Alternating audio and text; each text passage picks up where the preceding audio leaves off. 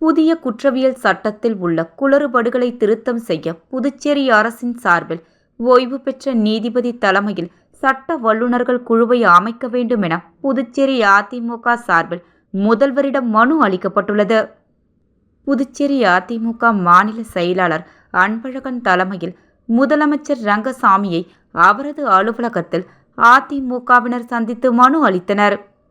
அதில் புதிய சட்டத்தில் பல்வேறு குளறுபடிகள் உள்ளதாகவும், சட்டங்களின் அடிப்படை பிரிவுகளில் உள்ள தவறுகளை திருத்தவும், இந்தியிலும் சமஸ்கிருதத்திலும் பெயர் வைத்துள்ளதை மீண்டும் ஆங்கிலத்தில் மாற்றம் செய்யவும் புதுச்சேரி மாநில அரசின் சார்பில் ஓய்வு பெற்ற நீதிபதி தலைமையில் சட்ட வல்லுநர்களை கொண்ட குழுவை அமைக்க வேண்டும் என அதிமுகவினர் வலியுறுத்தினர்.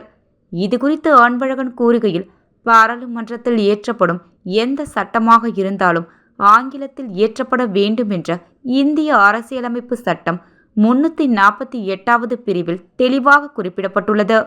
இந்தியிலும் சமஸ்கிருதத்திலும் இந்த சட்டங்களுக்கு பெயர் வைத்ததன் மூலம் மத்திய அரசு இந்தி திணிப்பை கொண்டு வந்துள்ளது என ஆதாரத்துடன் குற்றம் சுமத்தி உள்ளார். மேலும் இந்த புதிய சட்டத்தில் பல்வேறு குளறுபடிகள் உள்ளதையும் எடுத்துரைத்துள்ளார்.